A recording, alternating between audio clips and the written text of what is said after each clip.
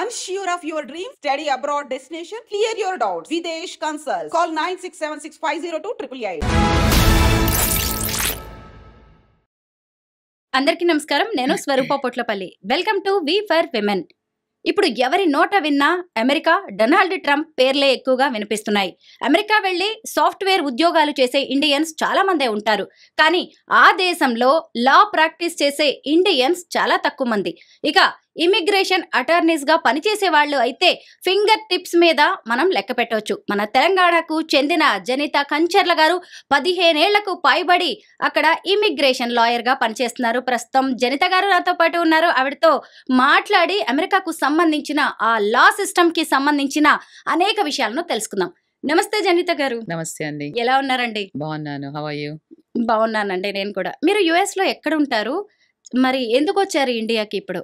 నేను యూఎస్లో వర్జీనియాలో ఉంటాను. డీసీ సబర్బ్స్ అనమాట. అండ్ దెన్ వెకేషన్ కోసం వచ్చాను నేను. సో ఫ్యామిలీ ఫ్యామిలీ వెకేషన్ అలాగా. ఓకే. అయితే అసలు మీరు అమెరికా ఎందుకు వెళ్ళారు జనిత గారు? నేను ఇక్కడ లా ఎల్ఎల్బి చేస్తూ ఉన్నాను. Then I met my husband. మా హస్బెండ్ కూడా ఈజ్ మై క్లాస్మేట్ అనమాట ఫస్ట్ ఇయర్ లా స్కూల్లో. దెన్ తను యుఎస్ వెళ్ళారు. దెన్ మ్యారేజ్ అయిన తర్వాత నేను కూడా డిపెండెంట్గా వెళ్ళాను ఫస్ట్ యునైటెడ్ స్టేట్స్కి. ఆ తర్వాత F1కి కన్వర్ట్ అయ్యాను. అక్కడ LLM చేశాను, మాస్టర్స్, ఇండియానా యూనివర్సిటీ నుంచి. ఆ తర్వాత న్యూయార్క్ బార్ రాసి న్యూయార్క్ లైసెన్స్ తీసుకున్నాను. తర్వాత ప్రాక్టీస్ స్టార్ట్ చేశాను. అక్కడి జ్యుడిషియరీ సిస్టమ్ ఎలా ఉంటుంది? మనలాగే ఉంటుందా లా సిస్టమ్ అనేది? అంటే జిల్లా కోర్ట్స్, హై కోర్ట్స్, తర్వాత సుప్రీం కోర్ట్ లాగా ఉంటుందా? అక్కడ ఎలా ఉంటుందండి హైరార్కీ? హైరార్కీ సిమిలర్గా ఉంటుంది. ఎస్పెషలీ మనది ఇండియన్ లా వచ్చేసి కామన్ లా బేస్డ్. సో సిమిలర్గా యునైటెడ్ స్టేట్స్ కూడా అంతే కామన్ లా బేస్డ్. బట్ అది చాలా అడ్వాన్స్డ్ అనమాట. చాలా అంటే రూల్స్ అండ్ రెగ్యులేషన్స్ అంటే లయబిలిటీస్ ఎక్కువగా ఉంటాయి. సో అది బాగా advanced. But it's all based on basic rules, common లా కాబట్టి ఇట్ ఈజ్ ఈజియర్ టు అంటే కంపేర్. సో ఇక్కడ ఎలా ఉంటుందో అక్కడ కూడా అలాగే ఉంటుంది. But as I said much more advanced. మీరు ఇప్పుడు ఇమిగ్రేషన్ అటార్నీగా పనిచేస్తున్నారు. ఎందుకు మీరు ఈ సెక్టార్ని ఇటువైపు ఎంచుకున్నారు? నేను ఫస్ట్ లైసెన్సింగ్ చేసిన తర్వాత I started my practice with family law in corporations, trust and wills, and then డిఫరెంట్గా అలా స్టార్ట్ చేశాను. బట్ నేను myself went to that country ఒక ఇమిగ్రెంట్గా. సో డిపెండెంట్గా H4లో వెళ్ళాను. ఆ తర్వాత F1కి కన్వర్ట్ అయ్యాను. సో ఇలా అంటే ఆ ప్రాసెస్లో I thought it gave me lil bit of satisfaction. అంటే ఓకే, నేను ఇందులో ప్రాక్టీస్ చేస్తే ఎలా ఉంటుంది. సో అఫ్కోర్స్ నేను అది స్టార్ట్ చేసిన ఒక ఇయర్ అండ్ హాఫ్ తర్వాత కంప్లీట్గా I focused my practice on immigration. అంటే మీరు being an immigrant, going through the procedural personally, and you want to help the fellow immigrants. So అలా మొదలైంది జర్నీ. అండ్ అలా మొదలుపెట్టి అట్లాగే 15+ ఇయర్స్ నుంచి ఐఎమ్ ప్రాక్టీసింగ్ ఇమిగ్రేషన్ లా. మీరు ఇండివిజువల్ క్లయింట్స్తో వర్క్ చేస్తుంటారా, లేదంటే ఆర్గనైజేషన్స్, కంపెనీస్తో వర్క్ చేస్తారా? నేను యూజువల్గా బిజినెస్ ఇమిగ్రేషన్ ఎక్కువ ప్రాక్టీస్ చేస్తాను. 80% of my practice is business immigration. అంటే ఇప్పుడు H1Bకి అక్కడికి వస్తారు కదా, వీళ్ళు ఒక కంపెనీ ద్వారా అప్లికేషన్స్ పెట్టుకుంటారు. సో నేను ఆ కంపెనీస్ని రిప్రజెంట్ చేస్తాను. అండ్ అట్లాగే at the same time I also practice family related immigration. అంటే ఫ్యామిలీ లా కాదు, ఇది ఫ్యామిలీ రిలేటెడ్. ఇప్పుడు ఒక సిటిజన్ ఉన్నారనుకోండి, యునైటెడ్ స్టేట్స్ సిటిజన్. ఇప్పుడు ఆ అబ్బాయి ఉంటే ఇక్కడ వచ్చి ఇండియన్ అమ్మాయిని పెళ్లి చేసుకుని అక్కడికి తీసుకురావాలంటే ఆ ప్రొసీజర్, ఆ పేపర్ వర్క్ చేస్తాను ఫ్యామిలీ బేస్డ్. లేదు సిస్టర్స్ బ్రదర్స్ అక్కడ ఉండి వాళ్ళ సిస్టర్స్ బ్రదర్స్ని స్పాన్సర్ చేయాలి అంటే గ్రీన్ కార్డ్స్కి, లేదు పేరెంట్స్ని స్పాన్సర్ చేయాలి అంటే ఇలా, దట్స్ కాల్డ్ ఫ్యామిలీ అంటే ఫ్యామిలీ బేస్డ్ ఇమిగ్రేషన్. సో అది కూడా ప్రాక్టీస్ చేస్తాను నేను. అయితే ఇప్పుడు మీరు చెప్పారు కదా, నేను ఫ్యామిలీ లా కూడా ప్రాక్టీస్ చేశాను అని చెప్పి, లేదంటే వైఫ్ అండ్ హస్బెండ్ ఇక్కడికి రావడానికి అవన్నీ కూడా లా పేపర్స్ మీద వర్క్ చేస్తాను అని. ఎప్పుడైనా ఇష్యూస్ ఏమైనా మీ దగ్గరికి వచ్చాయా? అంటే అంతా బాగుంటే అందరూ హ్యాపీ, కానీ ఒక్కోసారి అక్కడికి వెళ్ళిన తర్వాత మన ఇండియన్స్ ముఖ్యంగా అమ్మాయిల్ని ఇబ్బంది పెట్టడం లాంటివి కూడా కొన్ని కేసెస్ మనం వింటూ ఉంటాం. ఇక్కడ ఉన్నప్పుడు వేరుగా ఉంటుంది, అక్కడికి వెళ్ళిన తర్వాత కూడా డౌరీ హెరాస్మెంట్ లాంటి కేసెస్ ఉంటాయి. ఏమైనా మీ దగ్గరకు వచ్చాయా అలాంటివి? అంటే అవి కన్సల్టేషన్స్ చేస్తూ ఉంటాను. యాజ్ ఐ సెడ్, ఎందుకంటే అది ఇప్పుడు state to state law differ అవుతుంది యూఎస్లో. ఇప్పుడు న్యూజెర్సీలో ఉండేవాళ్ళు వర్జీనియా అటార్నీ రిప్రజెంట్ చేయలేరు, ఎందుకంటే అది ఫ్యామిలీ లా అవుతుంది. సో నేను ఇమిగ్రేషన్ అంటే ఇట్స్ ఎ ఫెడరల్ లా.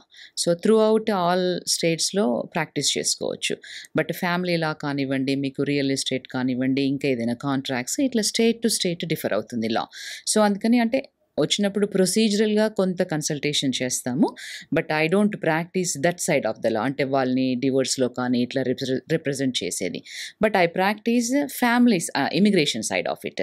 అంటే ఇప్పుడు ఒక అమ్మాయి going through divorce, so let's say husband ఇమీడియట్గా డివోర్స్ ఇవ్వాలి అని అన్నప్పుడు ఈ అమ్మాయి H4 మీద ఉంది అండ్ అమ్మాయి చేంజ్ ఆఫ్ స్టేటస్ చేయాలనుకుంటుంది, నేను చదువుకోవాలనుకుంటుంది, వెనక్కి రావాలా తనకి ఇష్టం లేదు, ఒకవేళ ఇంకా కంటిన్యూ చేయాలనుకుంటుంది చదువు అక్కడే ఉండి. సో జడ్జ్కి ఏంటి అని అంటే యూ హ్యావ్ టు, అంటే వాళ్ళకి ఇమిగ్రేషన్ మీద నాలెడ్జ్ ఉండే అవకాశం లేదు. సో అప్పుడు జడ్జ్కి చెప్పాలి మనం, అంటే ఈ అమ్మాయికి ఇమీడియట్గా వేరే స్టేటస్కి వెళ్ళాలి అంటే కొంత టైం పడుతుంది. ఆలోగా if you can educate through the family lawyer that, అంటే కొన్ని రోజులు డివోర్స్ ఫైనలైజ్ చేయకుండా ఆపితే దే కెన్ అంటే సెటిల్ అయ్యి వేరే స్టేటస్కి చేంజ్ అయ్యి ఆ అమ్మాయి ఆ స్టేటస్కి వెళ్ళిపోయిన తర్వాత then final degree of divorce grant చేయొచ్చు అని. సో వాళ్ళకి ఫ్యామిలీ లా కోర్ట్స్కి ఇమిగ్రేషన్ మీద మెమరాండమ్స్ రాస్తాను నేను, అంటే ఎట్ ద రిక్వెస్ట్ ఆఫ్ ఆ ఫ్యామిలీ లాయర్ అడిగినప్పుడు ఆ రూల్ బేస్ మీద మెమరాండమ్స్ రాస్తాను. Especially this is for New York. So memorandums రాసినప్పుడు వాళ్ళు యాక్సెప్ట్ చేస్తారు అండ్ ఆ చేంజ్ ఆఫ్ స్టేటస్, ఆ అమ్మాయి చేంజ్ ఆఫ్ స్టేటస్ అయ్యే వరకు కొంత హోల్డ్ చేస్తారనమాట దాన్ని. అండ్ తనకి ఇండివిజువల్గా స్టేటస్ వచ్చినప్పుడు దెన్ డిగ్రీ గ్రాంట్ చేస్తారు. జనిత గారు, మీరు ఇప్పుడు అటార్నీగా పనిచేస్తున్నారు, ఇమిగ్రేషన్ అటార్నీ అంటే ఇమిగ్రేషన్ లాయర్గా పనిచేస్తున్నారు. నాట్ ఓన్లీ ఇండియన్స్, వేరు వేరు కంట్రీస్ వాళ్ళ కోసం కూడా వర్క్ చేస్తారు కదా మీరు, అంటే మీరు కంపెనీస్తో వర్క్ చేస్తున్నారు. Yeah, of course. అంటే ఇమిగ్రేషన్ లా అంటే ఐ రిప్రజెంట్ ఎనీబడి, అంటే అక్కడికి యునైటెడ్ స్టేట్స్కి వచ్చే ఇమిగ్రెంట్స్ ఫ్రమ్ డిఫరెంట్ కంట్రీస్ని రిప్రజెంట్ చేస్తాను. సో మా దగ్గరికి ఎవరు వచ్చినా కూడా వీ వాంట్, అంటే మాకు పలాన్ కావాలి అని అన్నప్పుడు అది మా ఫ్రేమ్ వర్క్లో ఉంటే డెఫినెట్గా we will represent. So different countries నుంచి డాక్టర్స్ కానివ్వండి, ఇప్పుడు ప్రొఫెసర్స్ కానివ్వండి, యూనివర్సిటీలో చేసేవాళ్ళు, ఎక్కువగా IT related, most of the practice is IT related. So అలా అండ్ తర్వాత కొంతమందికి, అంటే ఇప్పుడు మన తెలుగు దగ్గర నుంచి ఒక very well known director and producer, అంటే I don't want to say the name, చాలా వెరీ వెల్ ఎస్టాబ్లిష్డ్, వాళ్ళకి ఓవన్స్ చేశాను నేను. అంటే ఓవన్ అంటే ఎక్స్ట్రాడినరీ అబిలిటీ అనమాట. వీళ్ళు అక్కడికి అమెరికాకు వచ్చి ఒక మూవీ తీయాలనుకున్నప్పుడు ఏంటి అంటే జస్ట్ రెగ్యులర్గా కాకుండా ఎక్స్ట్రాడినరీ అబిలిటీ ఉంది వీళ్ళకి అని ఆ ఓవన్స్ ద్వారా దెన్ వాళ్ళు అక్కడికి వచ్చి మూవీ చేసి మళ్ళీ వెనక్కి వచ్చారు. So director, producer and executive producer. So వాళ్ళకి అలా మనం ఎక్కడికి వెళ్ళినా ముందు మన వాళ్ళు ఎవరున్నారు, ముఖ్యంగా ఫస్ట్ ఇండియన్స్ చూసుకుంటాం, తర్వాత తెలుగు వాళ్ళు చూసుకుంటాం, ఆ తర్వాత తెలంగాణ, ఏపీ అని ఇలా చూసుకుంటూ ఉంటాం కదా. మీరు ఒక తెలుగు లాయర్, మీ దగ్గరికి మన తెలుగు క్లయింట్స్ వస్తూ ఉంటారు ఎక్కువగా? చాలా మంది. ఎలాంటి ఇష్యూస్ తో వస్తూ ఉంటారు? అంటే ఎక్కువగా బిజినెస్ ఇమిగ్రేషన్ రిలేటెడ్. నేను తెలుగు కంపెనీస్ని కూడా చాలానే రిప్రజెంట్ చేస్తాను అండ్ ఇండియన్ కంపెనీస్ని. సో ఫ్యామిలీ పరంగా అయినప్పుడు, ఇప్పుడు అంటే మీరు ఇందాక చెప్పారు ఒక ఇష్యూ, అంటే అక్కడికి వెళ్ళి ఇబ్బంది పడుతూ ఉంటారు గర్ల్స్ అని. సో అలాంటి విషయాల్లో కూడా వాళ్ళకి ఏమైనా డౌట్స్ ఉన్నప్పుడు కాల్ చేస్తూ ఉంటారు. సో అలాంటి అబ్యూజివ్ సిచ్యువేషన్ ఉన్నప్పుడు కొంత వాళ్ళకి మేము ఫ్రీగా కన్సల్టేషన్ చేస్తాము. అంటే బేస్డ్ ఆన్ ఇండివిజువల్గా కేస్ టు కేస్ అసెస్ చేసి ఫ్రీ కన్సల్టేషన్స్ ఇస్తాము. నాట్ ఫర్ ఎవ్రీబడి, అంటే వాళ్ళు క్వాలిఫై అయ్యి వాళ్ళకి ఆ అమ్మాయికి లెట్స్ సే ఇప్పుడు she's going through the divorce, తనకి ఏమీ ఇన్కమ్ లేదు, ఎలా పే చేస్తుంది అటార్నీ ఫీ కదా. సో నా టైం నుంచి ప్రొబోనోగా ఒక 30 minutes అట్లా 1 hour తనకి ఎడ్యుకేట్ చేస్తానన్నమాట. సో ఎస్పెషల్లీ ఎక్కువగా ఇక్కడ నుంచి వెళ్ళే వాళ్ళు గుర్తుంచుకోవాల్సింది ఏంటి అంటే, అక్కడికి వెళ్ళిన తర్వాత అంటే వీళ్ళు డిపెండెంట్ స్టేటస్ మీద వెళ్తూ ఉంటారు. అంటే అబ్బాయి కానివ్వండి, అమ్మాయి కానివ్వండి, డిపెండెంట్ స్టేటస్ మీద వెళ్ళే వాళ్ళు మేక్ ష్యూర్ ఎక్కువగా అంటే ప్రిన్సిపల్ ఇమిగ్రెంట్ ఎవరైతే H1B మీద ఉన్నారో ఆ డాక్యుమెంట్స్కి మీకు యాక్సెస్ ఉండాలి. మంత్లీ పే స్టెప్స్ అవన్నీ, అండ్ దెన్ ఎక్కడ వర్క్ చేస్తున్నాడు, ఏంటి, what kind of work he does, and then బేసిక్గా అంటే మీరు ఫైనాన్షియల్గా కూడా అంటే ఇన్వాల్వ్ అవుతే బాగుంటుంది, అంటే where he or she is investing ఇలాంటి వాటిల్లో. సో దట్ వే ఏంటి అంటే మీకు ఫస్ట్ హ్యాండ్ ఇన్ఫర్మేషన్ ఉంటుంది. ఇన్ ఎనీ కేస్ ఏదన్నా అన్ఫోర్సిన్ సర్కమ్స్టాన్సెస్ హ్యాపెన్ అయినప్పుడు అట్లీస్ట్ మీరు సర్వైవ్ అవ్వగలుగుతారు కొంత ఇన్ఫర్మేషన్తో. జనీత గారు, మీరిప్పుడు మోర్ దాన్ 15 ఇయర్స్ నుంచి యుఎస్లో లాయర్గా ప్రాక్టీస్ చేస్తున్నారు కదా, మీ దగ్గరికి ఎప్పుడైనా టఫెస్ట్ ఛాలెంజింగ్ కేసు వచ్చిందా? ఇది చేయలేము అన్నదాన్ని మీరు సక్సెస్ చేసిన కేసు ఏదైనా ఉందా? సాటిస్ఫాక్షన్ ఇచ్చేది ఒకటి ఉంటుంది కదా. అంటే అలా ఇమిగ్రేషన్లో చాలానే ఉంటాయి. ఎస్పెషలీ అంటే ఈ కేసు హైలీ అన్లైక్లీ, ఇది అప్రూవ్ అవ్వదు అంటే, ఎందుకంటే బేసిక్గా అది అనలైజ్ చేసి చెప్పినప్పుడు వాళ్ళకి they want to take the risk companies. Okay, still we want to move forward, ఒకసారి చేసి చూద్దాము అంటే, instead of they leaving the country. ఎందుకంటే అది డినై అయినప్పుడు లేదు అన్నప్పుడు వాళ్ళు they have to leave the country. అట్లా MTRs చేసినప్పుడు కానివ్వండి, టఫ్ RFS చేసినప్పుడు కానివ్వండి, అవి అప్రూవ్ అయినప్పుడు we really feel very happy. And then వాళ్ళు వచ్చి మా దగ్గర అంటే మీరు ఇలా అంటే ఇంకొక అనదర్ ఛాన్స్ ఇచ్చారు మాకు అన్నప్పుడు యూ రియలీ ఫీల్ హ్యాపీ. అంటే keeping monetary side a value అంటే అసైడ్ మనీని పక్కకు పెడితే the satisfaction will be there, అంటే కొంత కమ్యూనిటీకి సర్వ్ చేస్తున్నప్పుడు. సో అక్కడ కూడా తెలుగు ఆర్గనైజేషన్స్ ద్వారా ఏదైనా వెబినార్స్ కానివ్వండి, ఇట్లా తెలంగాణ ఆర్గనైజేషన్స్ నుంచి మొన్న రీసెంట్గా గ్లోబల్ తెలంగాణ ఆర్గనైజేషన్ నుంచి ఒక వెబినార్ చేశాము. సో ఇట్లా డిఫరెంట్ ఎవరన్నా అడిగినప్పుడు, కమ్యూనిటీ కోసం అడిగినప్పుడు డెఫినెట్గా ఐ విల్ డూ ఇట్. మీ హస్బెండ్ మీ క్లాస్మేటే అని చెప్పారు కదా, ఆయన గురించి చెప్పండి. ఆయన ఏం చేస్తుంటారు యుఎస్లో? యాక్చువల్గా తను సాఫ్ట్వేర్ ఇండస్ట్రీలో వచ్చారు ఫస్ట్. తర్వాత స్లోగా నా ప్రాక్టీస్ పికప్ అయిన తర్వాత then he resigned his job for ఒక గుడ్ రీజన్కి. He was elected as a president for ఒక నాన్ ప్రాఫిట్ ఆర్గనైజేషన్కి, తెలంగాణ నాన్ ప్రాఫిట్కి. సో తన ఉద్యోగం వదిలేసి ఆ పర్టికులర్ ఆర్గనైజేషన్కి ఒక 2 years వర్క్ చేసి టువర్డ్స్ అంటే లాట్ ఆఫ్ స్టేట్స్ తిరిగారు with in the United states.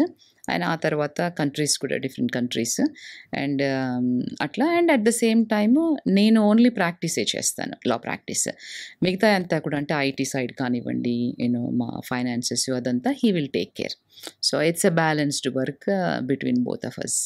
Global Telangana association founder Vishweshwar Reddy garu మీ హస్బెండ్. ఎస్, రీసెంట్గా ఆయన నా ఇంటర్వ్యూకి కూడా వచ్చారండి. ఆయన చాలా మంచి క్లారిఫికేషన్ ఇచ్చారు డొనాల్డ్ ట్రంప్ తీసుకుంటున్న డెసిషన్స్ గురించి. చాలా మందికి నిజంగా ఈ టైంలో మీ కపుల్ ఇలా ఇండియా రావడం, ఇమిగ్రేషన్కి సంబంధించి కానీ ట్రంప్ డెసిషన్స్కి సంబంధించి అందరిని ఎడ్యుకేట్ చేయడం అనేది ఈ రోజుల్లో చాలా ఉపయోగపడే అంశం కూడా. మీరేమంటారు? అసలు ఇప్పుడు ట్రంప్ తీసుకుంటున్న డెసిషన్స్ అన్నీ కూడా ప్రపంచాన్నే షేక్ చేస్తున్నాయి. అంటే ఫస్ట్ మీడియాకి థ్యాంక్ యూ చెప్పాలి. ఎందుకనంటే మేము ఇక్కడ ఉన్నాము అని మా సర్వీసెస్ తీసుకొని మా ద్వారా కమ్యూనిటీకి మీరు కూడా హెల్ప్ చేస్తున్నారు.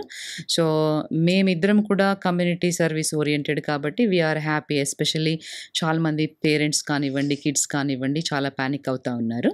సో ఇప్పుడు అంటే ట్రంప్ ఈ సెకండ్ టర్మ్లో తీసుకునే డెసిషన్స్, ఎగ్జిక్యూటివ్ ఆర్డర్స్ ఏవైతే ఉన్నాయో దానివల్ల కొంత ఎఫెక్ట్ ఉంటుంది. అది ఎవరికి అంటే ఇల్లీగల్గా అక్కడ ఉన్న వాళ్ళకి, అన్ఆథరైజ్డ్గా వర్క్ చేసే వాళ్ళకి, ఇల్లీగల్గా ఉండే వాళ్ళకి. సో ఎందుకంటే మీరు ఒక కంట్రీలో ఉన్నప్పుడు ఆ country rules and regulations follow అవ్వాలి. ఫాలో అవ్వకపోతే ఏ కంట్రీలో అయినా, అది అమెరికానే కాదు ప్రపంచంలో, మీరు వాళ్ళ కంట్రీకి వెళ్ళి వాళ్ళ రూల్స్ అండ్ రెగ్యులేషన్స్ ఫాలో అవ్వకపోతే డెఫినెట్గా కాన్సిక్వెన్సెస్ ఉంటాయి. సో సిమిలర్గా ఇప్పుడు అక్కడ అదే చేస్తూ ఉన్నారు. అంటే స్టూడెంట్స్ ఎక్కువగా ఇక్కడ నుంచి వెళ్ళి అన్ఆథరైజ్డ్ వర్క్ ఏదన్నా చేస్తూ ఉంటే వాళ్ళు ఇంకా స్టాప్ చేయాలి. అంటే స్టూడెంట్స్ అంటేనే, అంటే మనం స్టూడెంట్ అని అంటున్నాము అంటేనే చదువుకోవడానికి వెళ్ళారు వాళ్ళు, అక్కడ పని చేయడానికి కాదు. సో వర్క్ వీసాస్లో అంటే H1Bsలో ఇట్లా వెళ్ళే వాళ్ళని వాటిని వర్క్ వీసాస్ అంటాం మనం. సో అట్లా కాకుండా స్టూడెంట్ వీసా మీద వెళ్ళారు కాబట్టి మీరు ఎక్కువగా ఎడ్యుకేషన్ మీద ఫోకస్ చేయండి. అండ్ దెన్ ఒకసారి ఎడ్యుకేషన్ అయిపోయాక సక్సెస్ఫుల్గా then you will have good career opportunities for you. So లాకి కంప్లై అవ్వండి, రూల్స్ అస్సలు వయలేట్ చేయొద్దు. అండ్ దెన్ ఇక్కడ ఉండి మీ పేరెంట్స్ చాలా టెన్షన్ పడుతూ ఉంటారు, మా అబ్బాయి కానీ మా అమ్మాయి కానీ ఎలా ఉన్నారు. చాలామంది ఈ మధ్యలో నన్ను కామన్గా ఒక క్వశ్చన్ అడుగుతున్నారు, మా వాళ్ళు అక్కడ ఉన్నారు, ఇలా వాళ్ళందరూ వెనక్కి వచ్చేస్తారా అని. సో అది చాలా ఫన్నీగా అనిపించింది నాకు. ఎందుకంటే అక్కడ ఉన్న వాళ్ళందరినీ రూల్స్కి కంప్లై అయ్యే వాళ్ళని ఎవరిని వెనక్కి పంపించరు. ఓన్లీ ఎవరైతే అన్ఆథరైజ్డ్గా వర్క్ చేస్తున్నారో, లీగల్ డాక్యుమెంట్స్ లేకుండా ఎవరైతే ఉన్నారో వాళ్ళని మట్టుకే పంపిస్తారు. మిగతా వాళ్ళందరూ అక్కడే ఉంటారు. అండ్ ఎస్పెషల్లీ ఇండియన్స్ అనగానే చాలా హార్డ్ వర్కింగ్ నేచర్ ఉంటుంది వాళ్ళకి. అండ్ ఎకానమీకి చాలా కాంట్రిబ్యూట్ చేస్తారు. వాళ్ళు కంపెనీస్ పెట్టనివ్వండి, బిజినెసెస్ పెట్టనివ్వండి, డిఫరెంట్ వేస్లో ఎకానమీకి చాలా కాంట్రిబ్యూట్ చేస్తారు. ట్యాక్సెస్ అంటే ఎంప్లాయ్మెంట్ జనరేట్ చేస్తూ ఉంటారు. సో ఆ ఆస్పెక్ట్లో కూడా మనం చూడాలి. వాళ్ళందరూ అలాగే ఉంటారు. ఓన్లీ ఎవరైతే రూల్స్ ఫాలో అవ్వకుండా ఉన్నారో వాళ్ళు మటుకే వెనక్కి వచ్చేస్తారు. ఇప్పుడు జన్మతః వచ్చే పౌరసత్వాన్ని కూడా రద్దు చేస్తున్నారు ట్రంప్. అంటే అది ఇప్పుడు కొద్ది రోజుల పాటు హోల్డ్ చేశారు, అక్కడ కోర్ట్సే వాటిని ఒప్పుకోలేదు. మీరేమంటారు? ఎందుకంటే మీరు ఒక ఇమిగ్రేషన్ అటార్నీ కదా, దీని మీద మీ అభిప్రాయం ఏంటి? అంటే ఇది ఆల్రెడీ ఇంతకుముందు ఒకసారి సుప్రీంకోర్టులో అప్హెల్డ్ చేశారు. అంటే జన్మతః వచ్చే సిటిజన్షిప్ని, బర్త్ రైట్ సిటిజన్షిప్ని అలా ఇవ్వాలి అనేది. బట్ ఇప్పుడు ఉన్న ప్రెసిడెంట్కి ఒక డిఫరెంట్ పర్స్పెక్టివ్ ఉంది దాని మీద. అందుకని బర్త్ రైట్ సిటిజన్షిప్ రద్దు చేస్తూ ఒక ఎగ్జిక్యూటివ్ ఆర్డర్ చేశారు. సో దాన్ని ఆల్రెడీ కోర్టులో సూ చేశారు. ఫెడరల్ జడ్జ్ టెంపరీగా స్టే ఇచ్చారు. సో కాకపోతే ఈ స్టే ఏంటి అని అంటే ముందు ఇంకా ఆర్గ్యుమెంట్స్ బేస్డ్ మీద ఎలా డిసైడ్ అవుతుంది, అది అక్కడ నుంచి ఇంకా డిఫరెంట్ లెవెల్స్లో కోర్ట్స్కి వెళ్తుంది. అంటే లోయర్ కోర్ట్స్ నుంచి it comes to the higher courts. And ఈవెన్చువల్గా ఈ స్పెసిఫిక్ టాపిక్ అనేది supreme court of the United స్టేట్స్లో ఎండ్ అయ్యే అవకాశం ఉంది. ఇంకా అక్కడ వరకు రాలేదు, బట్ ఈవెన్చువల్గా it will go there. And ఇప్పుడైతే టెంపరీగా స్టే ఉంది కాబట్టి ఓకే. బట్ బేస్డ్ ఆన్ అంటే జడ్జ్ రూలింగ్ ఎలా ఇస్తారు దాంట్లో అనే దాన్ని బట్టి ఉంటుంది. బట్ ఒకవేళ ఇది నిజమైతే, అంటే లేదు బర్త్ రైట్ సిటిజన్షిప్ మేము ఎండ్ చేస్తున్నాము అనేది అంటే పాసిబిలిటీ చాలా తక్కువనే. బట్ ఇన్ ఎనీ కేస్ ఒకవేళ అది కనుక అంటే అప్లికబుల్ అవుతే మన వాళ్ళు ఎక్కువగా ఎఫెక్ట్ అవుతారు. ఎవరు అంటే ఇప్పుడు వర్క్ వీసాల్లో వెళ్ళే వాళ్ళు, అంటే వీళ్ళు ఒక జనరేషన్ సాక్రిఫైస్ చేసి అక్కడికి వెళ్ళి అంటే అక్కడ కిడ్స్ పుడితే వాళ్ళకి సిటిజన్షిప్ వస్తుంది, వాళ్ళకి లైఫ్ బాగుంటుంది అనే దానిలో ఆలోచిస్తాం. అంటే పేరెంట్స్ లైఫ్ సాక్రిఫైస్ చేసి ఇక్కడ ఉన్న ఫ్రెండ్స్ని, పేరెంట్స్ని, కంఫర్ట్స్ని అన్నీ వదిలేసి ఇంకొక కంట్రీకి వెళ్ళి you are starting from scratch. అంటే ఏమీ లేకుండా వెళ్తాము అక్కడికి. ఏమీ లేకుండా ఇన్ ద సెన్స్ ఒక గోల్తో వెళ్తాము, ఒక చిన్నగా. Then you slowly start establishing. అంటే it takes many years to establish. So ఇట్లా స్లోగా వెళ్ళి అక్కడే కిడ్స్ ఉండి వాళ్ళకి ఒక బెటర్ లైఫ్ ఇవ్వడం కోసం ఆలోచిస్తూ ఉంటారు పేరెంట్స్ ఆల్వేస్. సో అక్కడే పుడితే గాన ఇప్పుడు కిడ్స్ ఒకవేళ ఇది ఇంప్లిమెంట్ అవుతే, chances are highly unlikely, but ఒకవేళ ఇంప్లిమెంట్ అవుతే గాన వీళ్ళకంటే పేరెంట్స్కి ఏ స్టేటస్ ఉందో అదే ఇచ్చే అవకాశం ఉంటుంది. ఇప్పుడు ఫర్ ఎగ్జాంపుల్ యూకే కానివ్వండి, మీరు ఈ సౌదీ కంట్రీస్ చూసినా కూడా అక్కడ అంటే ఇండియన్ సిటిజన్ పేరెంట్స్కి పుట్టినా కూడా వాళ్ళకి అక్కడ ఆటోమేటిక్గా సిటిజన్షిప్ ఏమీ వచ్చేది, ఇండియన్ సిటిజన్షిప్పే ఉంటుంది, ఇండియన్ పాస్పోర్టే వస్తుంది అక్కడ పుట్టినా కూడా. సో అలాగే ఇది ఇంకొక నేషన్ అని అనుకోవచ్చు. కాకపోతే ఎక్కడ బాధ అనిపిస్తుంది అంటే అమెరికా అనగానే ఆ కంట్రీ మొత్తం కూడా ఇమిగ్రెంట్స్తో బిల్డ్ అయింది కదా. సో ఇలా ఇమిగ్రేషన్కే చెక్ పెట్టడము, ఇట్స్ బర్త్ రైట్ సిటిజన్షిప్కి కొంచెం బాధగా అనిపిస్తుంది. But again if supreme court అంటే కోర్ట్స్ ఒకవేళ అప్హెల్డ్ చేసి మేము ఫస్ట్ బర్త్ రైట్ సిటిజన్షిప్ వేరే రకానికి ఇంట్రడ్యూస్ చేశాము, దీనికి కాదు అని అన్నప్పుడు అందరూ ఫాలో అవ్వాల్సి వస్తుంది. ఎందుకంటే సుప్రీం కోర్టు తీర్పు అనేది it's a law of the land, constitution లాగా. సో మనం వెయిట్ చేసి చూడాలి అది ఎలా అవుతుంది. మీరు విశ్వేశ్వర్ రెడ్డి గారు ఇద్దరు కూడా గ్రీన్ కార్డ్ హోల్డర్సా? నేను it's a very personal question, but ఎందుకంటే ఇప్పుడు దీని మీద డిపెండ్ అయ్యే ఇప్పుడు మిగతా వాళ్ళకి కూడా ఒక అవేర్నెస్ రావచ్చు, ఛాన్స్ ఉంది. నేను ఐఎమ్ ఏ యుఎస్ సిటిజన్, మా husband is a green card holder. So it depends, అంటే ఇట్స్ అ పర్సనల్ చాయిస్. నువ్వు అంటే సిటిజన్షిప్ ఎంచుకున్నావు ఎందుకు, గ్రీన్ కార్డ్ ఒక్కొక్కరికి ఒకటి ఉంటుంది. ఇది నా పర్సనల్ చాయిస్, అది తన పర్సనల్. ఎందుకంటే ఇప్పుడు దీని మీద డిపెండ్ అయ్యే మీ పిల్లల సిటిజన్షిప్ ఉంది కాబట్టి. లేదు, మా అమ్మాయి అక్కడే పుట్టింది కదా. అంటే లా ఎలా వర్కౌట్ అవుతుంది అంటే ఇంప్లిమెంట్ చేసినప్పటి నుంచి it will go forward, it doesn't come back. February 20 నుంచి అని ఆయన చెప్పారు, అది కూడా స్టే వచ్చేసింది ఫ్యూచర్ లో. So my daughter is already 21 year old. So ఎందుకంటే పాత వాళ్ళకి కూడా ఇది అప్లికబుల్ అవ్వదు, కొత్తగా పుట్టే వాళ్ళకి ఫిబ్రవరి 20 తర్వాత అని అన్నారు. దాన్ని కూడా ఇప్పుడు మీ న్యాయస్థానాలే మీలాంటి లాయర్స్ ఫైట్ చేసే దాన్ని కూడా స్టే తెప్పించారు. కాకపోతే ఒక ఈ ట్రంప్ లాంటి వాళ్ళు వాళ్ళ సిటిజన్స్ విషయంలో ఆయన చాలా పార్షియల్గా ఉంటారు. దాన్ని మనం అనడానికి కూడా లేదు, సెల్ఫిష్గా ఉంటారనే చెప్పొచ్చు. అమెరికా అగైన్ అంటూ ఉంటారు కదా ఎప్పుడు. సో ఆయన ఇప్పుడు ఇవన్నీ వస్తాయి, లీగల్ ఇష్యూస్ ఉన్నాయని తెలిసి అలాంటి స్టెప్ తీసుకున్నారు, ఎగ్జిక్యూటివ్ ఆర్డర్ మీద సైన్ చేశారు. అయితే ఫ్యూచర్ లో కూడా దీని మీద ఫైట్ చేసే అవకాశం ఉంది కదా, ఇవాళ కాకపోయినా రేపైనా. అఫ్ కోర్స్ అంటే ఇప్పుడు మేక్ అమెరికా గ్రేట్ అగైన్ అనేది ఆయన నినాదం. సో అంటే మనము సెల్ఫిష్ గా అని అనుకోనే కంటే ఎక్కువ పేట్రియాట్ అని కూడా చెప్పొచ్చు. అంటే ఇప్పుడు ఎవరి కంట్రీలో ఉన్న సిటిజన్స్ ని వాళ్ళ ఉద్యోగాలు వాళ్ళకు ఉండాలి, వాళ్ళ కంట్రీ ఫస్ట్ అనేది ఇట్స్ ఎ పేట్రియాటిజం, అది ఉండాలి ప్రతి ఒక్కరికి. సో అలాగని అంటే ఇప్పుడు ఆయన చేసేవన్నీ కూడా అంటే ఇల్లీగల్ ఇమిగ్రెంట్స్ని, అది కూడా క్రిమినల్ బ్యాక్గ్రౌండ్ ఉన్న వాళ్ళని ఫస్ట్ పంపించేస్తున్నారు, దట్స్ దేర్ ఫోకస్. బట్ ఈవెన్చువల్గా ఎవరైతే ఇల్లీగల్గా అన్ఆథరైజ్డ్ వర్క్ చేసే వాళ్ళని కానివ్వండి, ప్రాపర్గా డాక్యుమెంట్స్ లేని వాళ్ళని పంపించేస్తారు. అంటే అలా పంపించడము మనము వెల్కమ్ చెప్పట్లేదు, అంటే తీసుకునే డెసిషన్ అంటే యాజ్ పర్ ద రూలే, కానీ మనకు నచ్చట్లేదు. ఎందుకు నచ్చట్లేదు అని అంటే మనం అలా అలవాటు పడిపోయాం. అంటే ఇప్పుడు కొంతమంది స్టూడెంట్స్ని తీసుకోండి, స్టూడెంట్స్ అనే కాదు, ఇక్కడ నుంచి B2లో వెళ్ళి విజిటర్స్ వీసా మీద ఉండి అక్కడే స్టే బ్యాక్ అయ్యి అన్ఆథరైజ్డ్ వర్క్ చేసే వాళ్ళు కూడా చాలామంది ఉంటారు. ఇది గవర్నమెంట్కి కూడా తెలుసు, వాళ్ళ స్టాటిస్టిక్స్లో తెలుసు, వాళ్ళకి నంబర్ ఉంటుంది, ఒక పర్టికులర్ నంబర్, ఇంతమంది అన్ఆథరైజ్డ్గా ఉన్నారని వాళ్ళకి తెలుసు.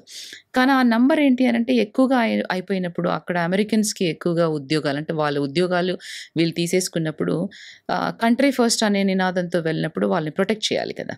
సో అంటే ఈ assumed that president role to country better again అనేది, అంటే వాళ్ళ పరంగా చూస్తే మనం ఇమిగ్రెంట్స్ అయిన శాతం చాలా తక్కువ, but of course country is built up on all immigrants.